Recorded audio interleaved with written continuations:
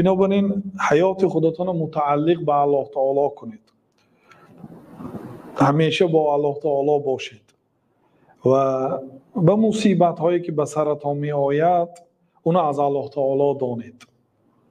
حواله آنهایی که به شما ظلم کرد، حقوق شما را پایمال کرد، به الله است. شما از الله تعالی پرسید نیکی را، شاید همین مصیبتی که به سر شما آمد به فایده شما هست. همیشه به الله تعالی گمان نیک کنید. الخیر كله فی یدیک و الشر لیس الیک. نیکی همش در دست تو هست و بدی به تو هیچگاه نسبت داده نمیشه. بدی که آمد به سبب گناه خودمان هست، بدی که آمد در پشتش کار خیر است، شاید حکمت های عظیم دارد. این مصیبتی که به سرتان آمد، از مصیبت بعد خلاصی نیست. این مصیبت که تمام شده مصیبتی دیگر میبیاد. مصیبت های آدم ها گوناگون است.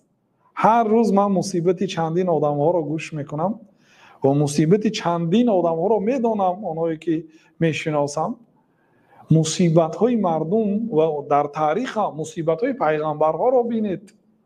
تهمت ها، بلاها، گرفتاری ها، مصیبت ها. پیغمبر ها گناه نداشتند، معصومی از گناه بودند ولی از مصیبت خالی نبودند.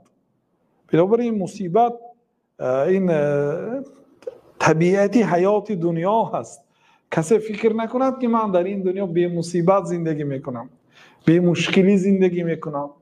نه، این دنیا لقد خلقنا الانسان فی کبد. الله تعالی میگه که ما انسان به مشقت آفریدیم. از همون لحظه‌ای به دنیا آمدن گریه کنان به دنیا میبیاید. والمؤمن یموت بعرق الجبین. پیامبر صلی الله علیه و سلم میگه مؤمن با عرق جبین از دنیا میرد.